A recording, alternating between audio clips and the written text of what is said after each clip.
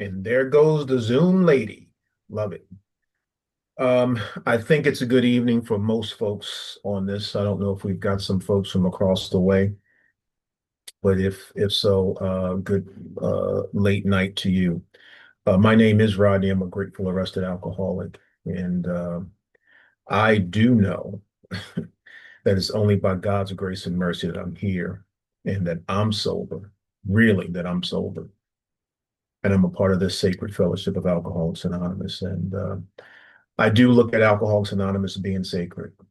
I've seen too many things happen. I've heard of too many things that have happened in what we do here, and in my experience, that is sometimes unexplainable.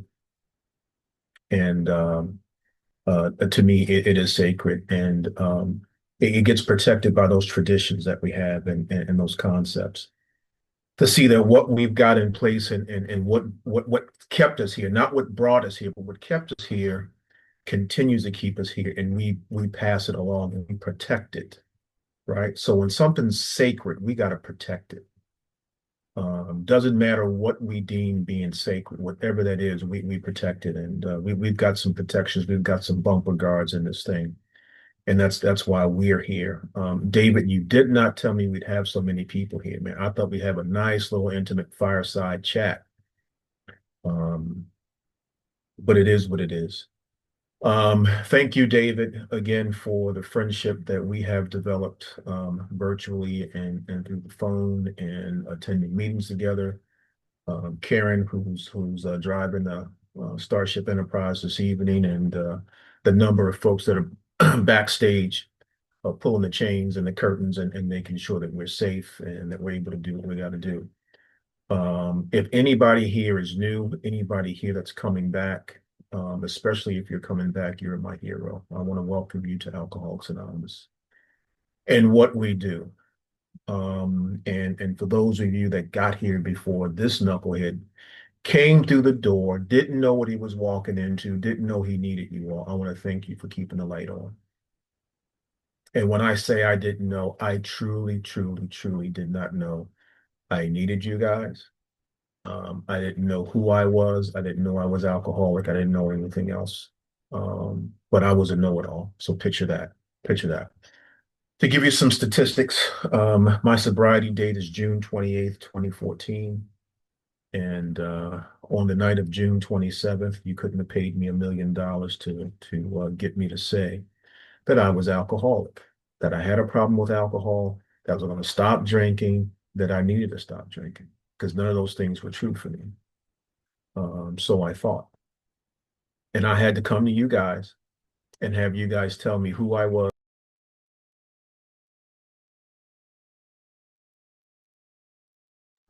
Rodney, you're muted. And now I'm unmuted. You can hear me, right? Okay, got it. So again, I came to you all and found out that I was alcoholic. Me titling myself as an alcoholic was not something I did before I came here. I had to get out of jail free card that said, listen, you didn't drink every day, so you're not alcoholic. You don't go into your wife's purse and steal, you're not alcoholic. Right? You take a shower every day or most days, and you change your clothes, you're not alcoholic. You don't own a trench coat, your shoes match, yada, yada, yada, yada. I had a bunch of things that told me I was not alcoholic. And most of all, and some folks on this meeting tonight have heard me talk about my dad. I was not my dad. I lived in a house with a stone cold alcoholic. Back then, they were called drunks. They didn't get sophisticated and called them alcoholics. They were drunks. And that alcoholic, he drank directly from a half pint or a pint of vodka. Never saw that man drink from a cup. And he carried his pint of vodka or half a pint of vodka in his back pocket wherever he went. My dad was the kind of guy who walked around with his alcohol, and he wasn't ashamed of it. Wasn't ashamed of it. Um, Thankfully, he did stop drinking. He didn't get this program, but he stopped drinking. But he didn't get this program.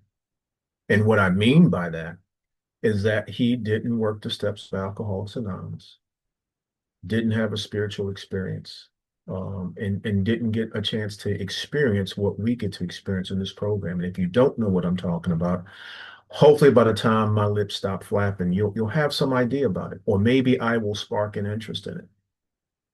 And if you've been sitting here comfortable in Alcohol Anonymous, maybe I'll disturb you and move you a bit, and do some change in it and do something different to get some different results.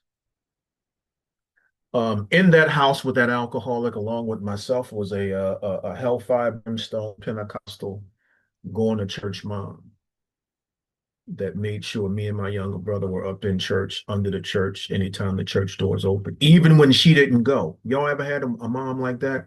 They're going to make sure you go to church, but they don't go. They're sitting home while you're getting up early. I mean, come on, man, give me a break. So by the time I got here, I came here with an understanding of a God, of religion, with spirituality, whatever you want to call it. I came here with some morals. I knew right from wrong.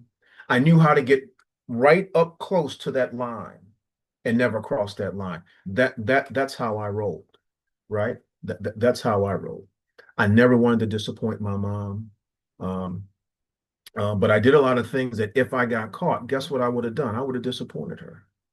So Dr. Jekyll and Mr. Hyde, right? Living two lives. That's how I lived, not only as a kid, but as an adult until I came to you guys, right? Came to you guys. So I lived in that household, and because of what I saw with my dad, I was not dissuaded by alcohol, right? I could not wait because see, my mom came from a family of she was one of 14. She was one of 14. And in her on her dad's side, he had 9 or 10 siblings, and they all had at least 7, 8, 9 kids. So, huge family on that side. And when we would go down south, down in North Carolina, in the sticks, they were sharecroppers. We'd be on the farm and we'd get together, and there was a lot of drinking, a lot of shenanigans going on, and this boy was attracted to it. And I knew when I became of age, I was going to do the same thing. Because, see, before they went out, they would be excited, they would be happy, they would be getting dressed, and they would be laughing and all that stuff. And then they would go out and they would come back and tell all these stories. And I wanted that, right? We talk about if we have what you want and you're willing to go to any length. Well, guess what? I wanted what they had, and I wanted to go to any length to find out what it was that they had. And when I became of age, and for me, it was 14, growing up in the inner city of Baltimore, me and some boys get together and we get somebody to cop for us, and they come out with a couple of bags, brown bags with some bottles in it. We roll that bag down around the neck of the bottles, and we pop the top and we start passing that drink. Now, I don't know about y'all, where y'all came from, and so on and so forth. But see, we stood in the corners and we did what we had to do. And as those bottles were being passed, my alcoholism rose its head very early on, because what I was doing is that as those bottles left my hand and was being passed around the circle, I was watching to make sure that bottle was coming back. It had to get back to me because I had to get more, even at those ages, right? And I continued to drink as I got older, and I continued to play sports, in school and in the neighborhood. And I continued to drink as I was learning how to drive. And I drank and I drove from a very early age, and I drank and I drove until the time I came to the doors of Alcoholics Anonymous. Um, and did a bunch of other things. Did a bunch of other things. Um, again, I talked about my get out of jail card with this alcoholism thing, is that I didn't drink every day. I didn't look like my dad. I hadn't had any consequences. And up to the time I came here, I was not asking God to take this alcohol away from me. I was not sick and tired of being sick and tired. I hadn't burnt my life down to the ground. And Alcoholics Anonymous was not the last house on the block for this guy. That's just been my experience, right? I had a bad night, and I don't know if any of y'all ever had a bad night. This boy had a bad night, and I'll get to that as I go through my story and talk about some of those things about what it was like. And yes, I'm giving you a drunk along because number one, I got some time. And we're storytellers up in this piece. And because of your stories, I'm still here 11 and a half years later, right? I got some time so I can talk about this drunk along because there may be somebody listening tonight who may feel as though that they're not alcoholic because they don't have all the consequences, right? And if we've been here for a minute and we've heard some things and we've opened a couple of these books, we know that what I drink, how much I drink, where I drink, what color the drink was, how much the drink cost, none of that stuff matters, right? And most of it has nothing to do with alcohol in itself. It has to do with this internal malady that I have inside of myself. Even as a Pentecostal, yes, Pentecostals can have a spiritual malady, regardless of what we think. And I'm one of those, right? And I'm one of those, right? So I'm getting older and I'm playing sports and I go to college and I'm playing sports and I'm, having these drink episodes here and there. They're not every day and I didn't drink every day. Sometimes didn't drink every week and a bunch of other things. So I'm not having these consequences. So I'm not alcoholic. Didn't know what it was. Didn't know what it was. Um, I I go to college and find out I'm not going to play football right away. I get a thing called redshirted, where they let you sit and mature a little bit, give you some time to catch up with the older young men. So I'm not going to play. So guess what I'm going to do? I'm going to drink. So the games are on Saturday. So Friday night, I'm ripping it up. I'm walking through the campus and walking through the dorms, and a song is a rap song. He used to say, the freaks come out at night. That was your boy, right? That was your boy, right? And thank God I never had to play on a Saturday because I would have too much alcohol in me to really be able to perform. And that's just a microcosm of how I was, right? So I did on Friday. I would stay hung over Saturday and Sunday, and come Monday, I'm ready to go. Because see, when I drank, I got the allergy. So I came here and y'all started talking this three-legged stool of an allergy, an obsession, compulsion, and spiritual malady. And you started talking some stuff that we didn't talk about on the corners of Baltimore. You started talking about an allergy. You said, when I get it in my body, I get thirsty. I'm like, dude, what are you talking about? You drink a beverage and it's going to quench your thirst. I got something that can't be quenched. And the more I get, the more I want. And see, I don't know about you. When I drank, I didn't drink because I was fat. I didn't drink because I was black. I didn't drink because we were poor. I didn't drink because my parents didn't tell me those bedtime stories and rub my belly and give me a warm glass of milk and tell me everything was going to be okay. I drank for one reason. The doctor's opinion said I drank for the effect. I drank to get nice, right? That's what me and my boys would say on the corner. We would say, are we getting nice tonight? Absolutely. We put them coins together and we get that alcohol and we start getting nice. That's why I drank. It wasn't, because somebody pissed me off or I was mad or was a happy. It did not matter.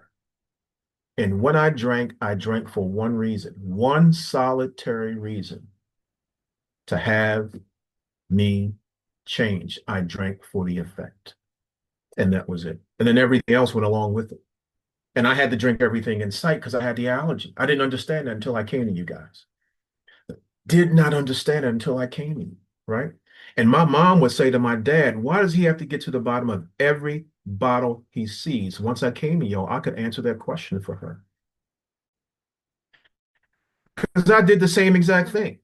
If you left your cup, you wasn't coming back. I was going to jump inside your cup. I tried to drink everything in sight when I drank when I was drinking. And the big book says, if in one of the stories, and I think it was Jim, if he didn't have any alcohol, he was a pretty decent man, right? He was a pretty decent man. Now I did a lot of nonsense and I didn't have any alcohol in my body, right? And most of y'all that have been around me and you heard me speak, I talk about the first paragraph of page 18, where it talks about, comparing our disease to cancer and how we're treated. But because when I have cancer, guess what? I don't turn into a madman, right? It says if you're connected with me, the alcoholic illness, there goes with it the annihilation of everything worthwhile in life. When I have cancer, I'm not annihilating anything. But when I got this disease and I trigger that disease, guess what? I'm going to annihilate everything worthwhile in life. Gorilla glue cannot fix it. Cancel Christmas, Jack. Done, right? Misunderstandings, fierce resentments, financial insecurities, blameless children, and sad wives. Bingo. None of that has anything to do with alcohol. It does not mention alcohol. It talks about how this knucklehead shows up in life. And that's exactly how we're showing up in life. Most of my damage happened without having a single drop of alcohol in my body. When I walk in a house and I tell my wife, I'm going here, I'm going to be here with this person, I'm going to stay this long, and this is the time I'm coming back home. I didn't have any alcohol in my body when I looked her eyeball to eyeball and was lying to her down her throat.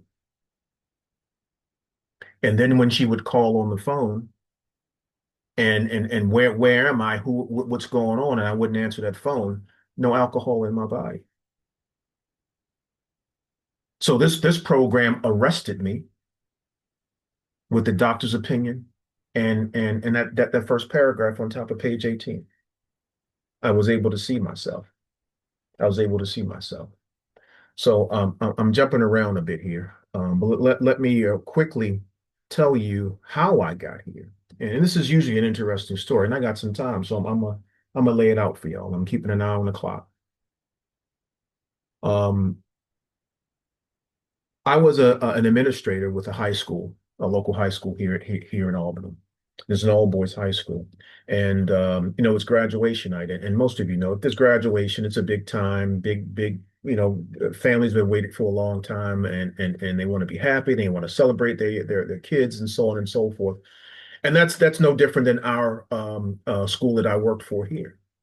So it's graduation night, and the principal gives us the afternoon off so we can go get ourselves ready and do what we need to do to get fixed up and be prepared to put on a great show for these kids and their families. Me being the alcoholic, and this will give you a real good insight to this guy that you're listening to, right? I call a young lady that I'm not living with, read between the lines, and you'll hear a little bit about the lady that I was living with. And we go out and we have some fun, we have some drinks, and I'm able to go to the graduation, get backstage, put a cap and gown on, and sit on the stage and do what I got to do for the graduation, right? That night. And my role is to call the name of the students to get their high school diplomas. Big time, big deal, right? The graduation goes off without a hitch. There's no problems. I'm high-fiving guys. I'm giving some hugs. A couple tears are shed. There's some I'm kicking them in the butt and tell them to leave and don't ever come back. But doing what we do.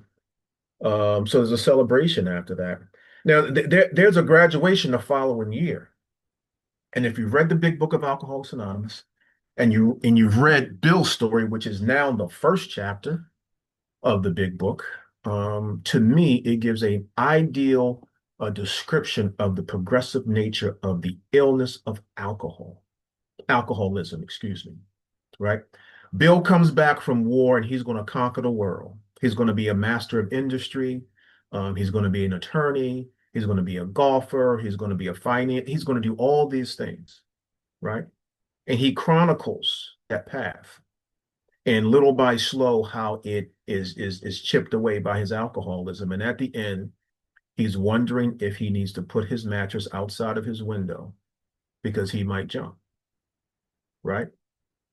So there's a lot in between coming back a hero, looking to conquer the world, to putting his life in his own hands and then taking it. My progressive nature ended me with graduation night that following year. Same deal. We get some time off. I call the same young lady, still not living with her, and we go have some fun and we start doing some drinking and I start doing some drinking and all of a sudden something different happened. right? And Uncle Ralph likes to call it the vampire showed up. And what the vampire did, the vampire said, hey, listen, take this first one and you can ask for the second one. And see what happened once I took that second one, the second one, kind of begged for that third one. And the third one, demanded the fourth one. And I don't know how many I had, y'all. But when the scoreboard read zero, I was blacked out and I was done.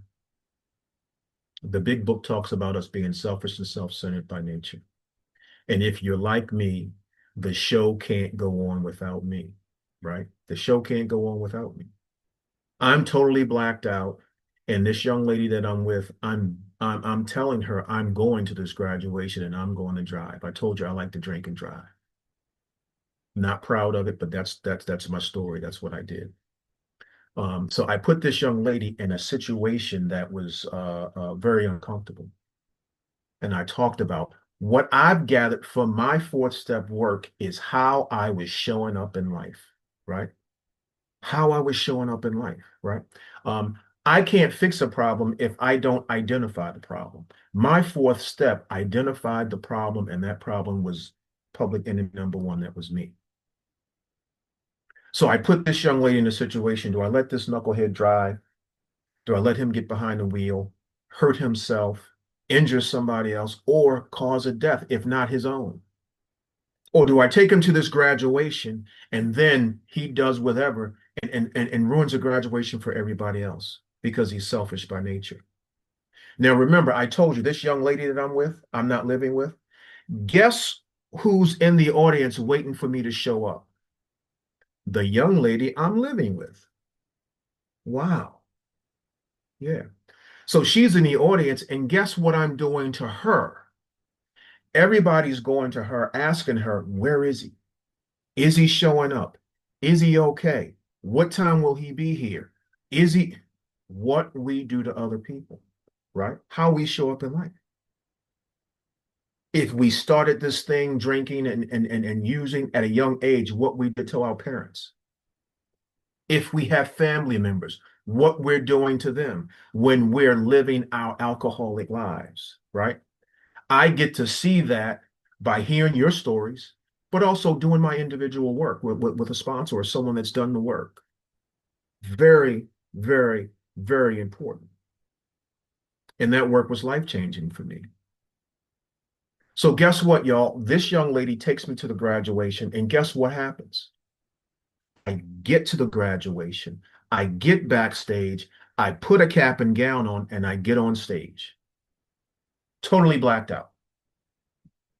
I'm not talking about buzzing. I'm talking about totally blacked out. I still don't remember anything that happened that night. Evidently, I get on stage and I sit in my seat, and the grace of God begins to work and make sure I don't go anywhere near the microphone. Didn't do anything that night. I can't tell you what happened. The young lady that I was living with, my girlfriend at the time, she knew what was going on. She got up out of her seat and she was going to leave. And someone grabbed her and said, don't you go anywhere. It's not about you, it's about him. Not about you, not about him. It's about him. And she sat and she stayed through the graduation. The graduation did go off without a hitch, y'all. Let me move this along. The principal walked me off, poured me into that girl's car that my girlfriend and I was living with. Took me home. I came to realize some things that had happened, wasn't fully aware. And from what she told me, I ran out of the house and screaming and yelling, my life is over, what have I done, and so on and so forth. And because of that Emmy, that Oscar-winning performance, I was given two options, two rewards for my performance that night by the board chair. And take a guess what those options were: resign or be fired. Right? Still was not convinced that I had a problem. Didn't identify I had a problem. I had a bad night. I didn't eat enough before I was drinking. I started too early. Didn't know what I didn't know.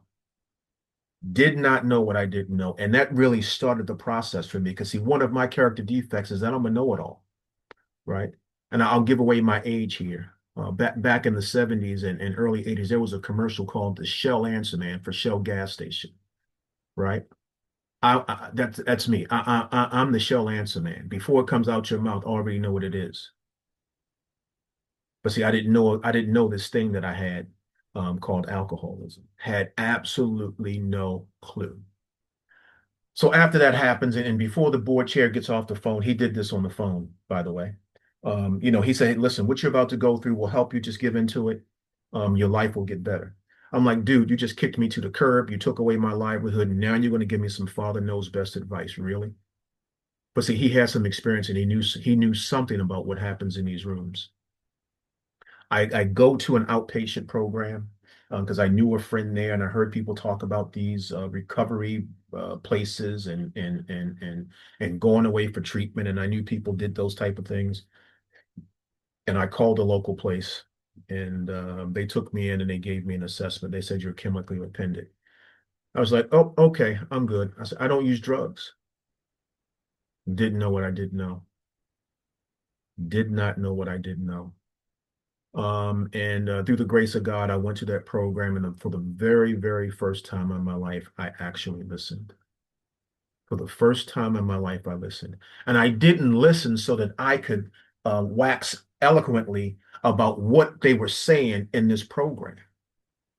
Something began to penetrate, right? I began to crack open. And I began to say, there's something going on. I hadn't figured it out yet. And then they hit me with something else. They said, hey, listen, you need to go to the rooms. I'm like, rooms? I have a house. And by the way, I've got keys to a number of other houses. And they were all keys I shouldn't have had, I shouldn't have had houses I shouldn't have keys to. So again, read between the lines. I didn't know the rooms that they were talking about were the healing rooms of Alcoholics Anonymous because I did not know what I didn't know. Did not know what I didn't know. I did take their advice. I went to my first meeting with some guys that was in that meeting. It was a men's meeting. I went there and I heard some laughter. I heard some sarcasm. I heard some jokes. I saw some hugs. I saw some slaps on the back. I saw some high fives. I saw some tears. I heard some honesty. I also heard some cursing, and it was in a church. And I couldn't figure that out because, see, again, I'm Pentecostal, and there's not much you can do when you're Pentecostal other than breathe.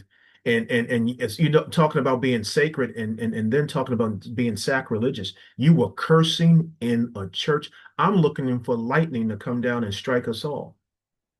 But again, I didn't know what I didn't know. And through these rooms, because he told me to stay in my seat, I began to understand love and tolerance as I kept coming around here, right? We say if you have what if we have what you want and you're willing to go to any length. I told you about the things that those guys had, and I wanted that. They gave me a plastic bag, and in that plastic bag was this big blue book, a meeting guide. Y'all remember those meeting guides? Physical meeting guide that you could mark up. They said always know where your next meeting is going to be. And to this day, I still know where my next meeting is. And to my wife's chagrin, I know well too many meetings that's in my rotation, especially with the Zoom platform that we get an opportunity to stay on. Right. So they told me to get a pad, a pen, a highlighter, and a dictionary. And they told me to show up at 7 a.m. before the 8 a.m. meeting next week. And I was like, whoa. I've got 2 degrees hanging on the wall. My educational pursuits are over. They said, if you want what we have, do what we did. And guess what I did? I started showing up. And we started going through that thing called the Big Book of Alcoholics Anonymous. And they began to take me through it in a structured program that was in place. And they had me define words and they had me do homework. Homework. I wanted what those guys had. So I did some homework. And where it said write, I wrote. Where it said prayed, I prayed. Where it said thought, where it said thought, I did some thinking. My second meeting was in a clubhouse, and this was not a fancy, swank clubhouse. This was a clubhouse that had stairs, and if you stepped the wrong way, you might fall into the basement. None of the chairs matched in that place, and it was like I'm like, where am I going? And it was this guy that talked out of the side of his mouth. And what I heard him say, I don't know if these were his words, but what I heard him say, sit down, shut the F up, and we'll teach you how to live. And I'm like, what in the heavens have I walked into? But he was right. Learn how to live. Because listen, what I've learned in my time here, once I put the plug in the jug and throw the jug away, guess what I got to do? I got to live. Because life shows up. And let me tell you how life showed up this morning. I'm here in Albany. It's the capital.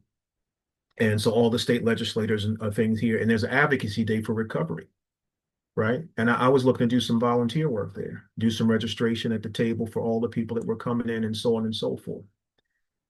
I paid my money to park. I'm getting out of the car and I get a call from my son, a FaceTime call. Dad, the car's on fire. What? And he shows me a picture. The car's on fire. So he dropped his 3-year-old son off and came back out, and there was some smoke. And before you know it, his car was in flames. 7:30 this morning, that's how my day started, right? Life shows up. Life shows up. So I get a clear picture of what gratitude's about.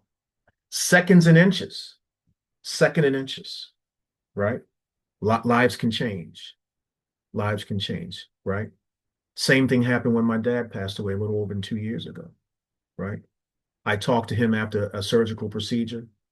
I talked to him while I was in recovery. I get a call from the doctor, and the doctor says, hey, listen, your dad's heart stopped. We've been trying to get it going for 10 minutes. While I'm on the phone, they get a heartbeat. Hang the phone up. No harm, no foul. I get another call back from the doctor. Hey, his heart stopped again. We can't get it going. While I'm on the phone, guess what happens? They get a heartbeat. Now I'm looking around. I think I'm getting pumped. I'm like, what is going on? Right? Get another call back. Heart stopped again. That time they couldn't get it back. And I said, hey, listen, let God's will be done. It wasn't me who said that, but it was the beauty of this program. Life shows up. Life shows up. And understanding how to live life is really what this program is about for me, right? And that's what I want to spend the rest of this time talking about, right? After I do the steps, right? After I have a spiritual experience, after I do some service, and I become Mr. AA, now what? Right? Now what? How do I live life? And that's really what this thing is all about, right? We I've gotten an opportunity to understand who I am, right? And as the big book says, what I am to be, who God would want me to be. So I've got to develop this relationship with God. And I'm using that God word just because it's efficient, right? I did not understand why you guys were saying higher power when I got here, right? Not only because of where I came from in a religious aspect, because God's a short to a word. It's only 3 letters. Higher powers, 2 words. I mean, come on, people. But I didn't know what I didn't know. And that's where that love and tolerance comes in, right? I thought I knew God before I came here. And one of the reasons why I am still here, and one of the biggest attractions to this program, is the spiritual component of this program. Everything that I learned spiritually, religiously, growing up, is all that we do here. It's just presented in a different format. It is lived in a different way. And here's a linchpin for me. Because see, I had access to this God, to this higher power before I met you guys. And let me say this.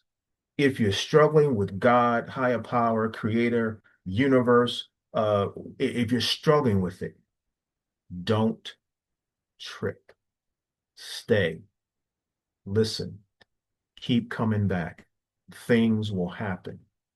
If you take care of the little things, the big things will take care of themselves. And I didn't make that up. I got that from one of my football coaches, right?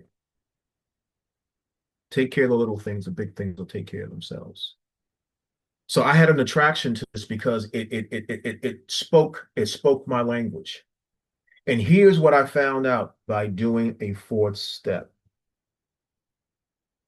The reason why I could not access that power was because I was in the way. I was blocked. Too much selfishness, too much self-centeredness, too much ego, too much sarcasm. I suffered from abandonment. I'm passive aggressive. I got too many old ideas.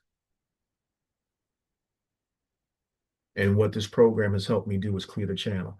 The St. Francis prayer, 11-step prayer talks about clearing a channel. It talks about making me a channel. Make me a channel with peace, right? Make me a channel with peace. I've got to clear that channel. I had no peace because see, I didn't want to be around y'all. I wanted to be on an island by myself. And I kept you at arm's length. Can't do that in this program. We. So we program. We do this thing together, right? There's something that happens when one alcoholic gets with another alcoholic and we start to do this work. Something happens, right? I don't know about you, but I tried to read this here big book all by myself and tried to make sense of it so I can make it fancy and make it pretty. Did not work. 3 times. It was ready to be thrown out the window until I started doing some step work. And those guys sat me down and they had to force feed me some stuff, right? I don't know about you, but I'm not the guy that takes suggestions. You give me a suggestion, I'm going to find my way around it. Ask my wife, she will tell you. I can find the gray area in anything that happens. Those guys were just that tough with me, and that's what I needed. That's what I needed, and it worked. And I began to do this work, and I got to see how I separated myself from this power. In the last 15 minutes or so, I'm going to kind of do a quick walk through my experience with the steps. And I can tell you, steps 1, 2, and 3, I didn't do much as far as working them. For me, they were a summation of what happens in this program, right? That first step, powerlessness. There's no way you can tell me, being a football player from the inner city of Baltimore, and tell me I didn't have any power from what I could do as far as lifting weights and be successful on a football field and make it out of where I came from in Baltimore. I fought that powerlessness when I came in here. Unmanageable. My bills were paid. I've got 2 cars. My family's still around me. Unmanageability has nothing to do with that. It has to do with what's going on inside of my head and what's going on in my heart. Unmanageability has to do with what's going on with me when I lay my head down at night and when I look at myself in the mirror. That's where that unmanageability comes from. Knowing that if I go out and hang with somebody I shouldn't have been hanging with, doing some things I shouldn't have been doing, drinking and driving, what the consequences would be. And I do it anyway. Unmanageability, right? Second step, the third step had God in it. I told you I'm Pentecostal. What you gonna tell me about God? What you gonna tell me about God? I already know about God. I done read the Bible. I done spoke in tongues. I done danced around the church. What you gonna tell me about God? I bypassed those 2 steps. And as I talked about, if you got a problem with God, focus on the first word in the second step. It said Cain. It says Cain. Process. This is a whole process. This thing doesn't happen just by reading a step. It doesn't happen just by reading what's in the book. It's application. It's being willing, and that willingness brings some humbleness, and we get open and we let this thing happen to us. But we've got to bring ourselves to the table. Got to bring ourselves to the table. Came to believe that. I don't have to believe in anything. I got to believe that power could be anything, right? I cannot tell you who my higher power is, what my higher power is. My higher power is like the wind, right? I can't describe the wind. I can't see the wind, but when the wind blows, I can feel the effects and I can see the effects of that higher power. And when I sit my behind still because I've done the work, so I've cleared the channel, guess what? I get to feel that wind. I get to feel that higher power, right? The big book says, be still and know that I am God. right? It's in the stillness. And we talk about in the 11th step that prayer and meditation, it's about stillness. And if I haven't cleared the channel, if I still have all that noise, if I've got that anxiety because I'm concerned about all those things that I can't control in the future, and I'm beating myself up about the past, guess what? I can't sit still. I'm not open to have my higher power come and commune with me, right? So that's why it's valuable to do this work, to clear the channel. And guess what? The sunlight of the spirit begins to shine in and shines through. And that's what happened to me. Now, you guys in the 4 steps said write. And where I come from, they say if you write things down, it's going to become evident. Don't write it down. And then you double down and you say, go tell on yourself, go snitch on yourself.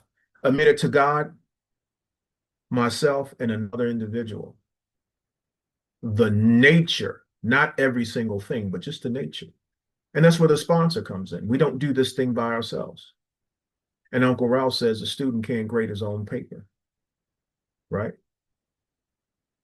I can't see the label if I'm inside the jar. I got to get outside the jar and I got to be able to read the label, right? I got to be able to do that inventory. And remember what the 10th step says, continue to take inventory.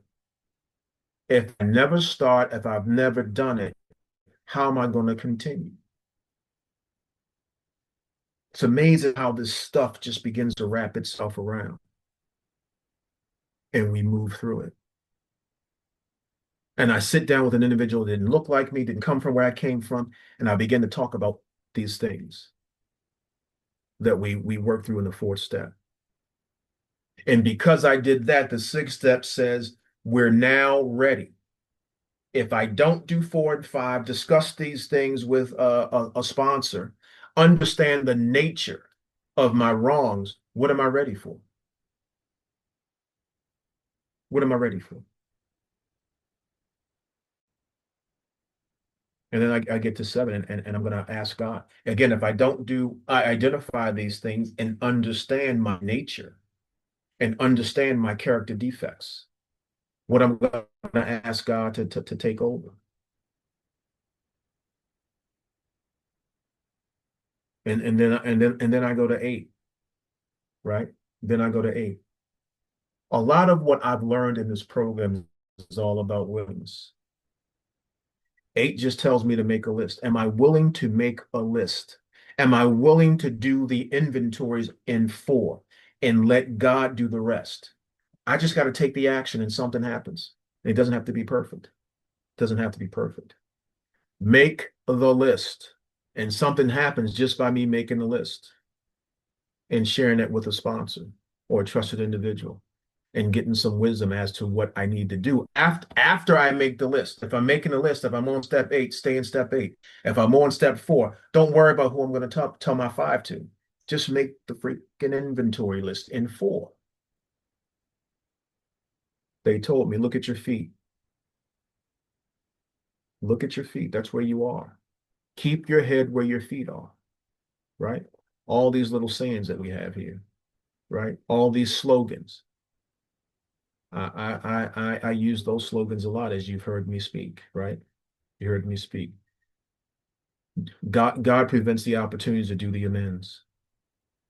But if I don't understand what I'm doing the amend for, again, back to 4 and 5, and then doing that work with God, right? And I guess while I'm on, let me talk about sponsorship. Please get a sponsor. To have someone to talk to have someone to run this stuff by, especially when you get to 9th step. You know, we come in here day 1 and all of a sudden we done seen the light. I'm not drinking for 12 hours. And guess what? I got all these apologies to make. Steps don't talk about making no apology. It says making amends. Fixing what was right. Fixing what was right. I've talked about 10 and doing that inventory. If I don't do a 4, I can't do a 5. 4 broke me down so that when I'm wrong, as it says when I'm wrong in 10, I do the work. I do the work, and I'm not just saying I'm sorry. And step 11 is just learning how to sit still, learning how and having a conversation with your higher power, right? If I'm having a conversation with you, I'm not repeating your name every 5 words. Have a conversation with your higher power, just like you and I are having a conversation right now. Walk and talk with your higher power, not just praying as you're driving during the day, as your son calls you up and says the car's on fire. Have it prepared. Have it prepared. And good old 12 step, right? Having a spiritual experience as a result of these steps. I believe in the steps of Alcoholics Anonymous. There's many ways to do the steps of Alcoholics Anonymous. Just do them. God shows up. God will do what God does, right? There's many formats in doing the 12 steps. Do the 12 steps of Alcoholics Anonymous. Insanity. Being in the 12-step program and not doing the 12 steps. Insane. And even in more insanity, expecting the promises that are in all our steps and throughout our big book and not doing the 12 steps. Going to a meeting does not get us to experience those promises. It opens a door. It opens a door. And that's one of the reasons why I continue to go to Alcoholics Anonymous. Because see, when this knucklehead came to his first meeting, somebody was there. And as Dr. Bob said, I owe it to Alcoholics Anonymous because I didn't know I needed you guys. I had no clue. I had absolutely no clue. I was not asking God to take alcohol away from me. I was asking for more. Give me more. I've been given a gift. Through what you all have been able to do, you've been able to take me by one hand and put the other hand in the hand of a loving God. And I have a responsibility to help others to do the same thing. And that's what I've been able to do. I had a number of pages I was going to read through the big book, and I was going to talk about something from the fifth step in the 12 and 12, where it talked about forgiveness and it talked about isolation and how the fifth step begins to remove us out of that isolation because we sit with another person and we reveal ourselves as that person also revealed themselves and get to understand forgiveness because I forgive myself. That's where forgiveness starts. I have to forgive myself. And the steps of Alcoholics Anonymous allows that. So I am going to land the plane right there, right? And as I said, I'm a very grateful alcoholic. I'm thankful for Alcoholics Anonymous and what they have given me. I want to thank Dave again for finally being patient and getting me here. My name is Rodney. I'm a grateful arrested alcoholic, and I will stay.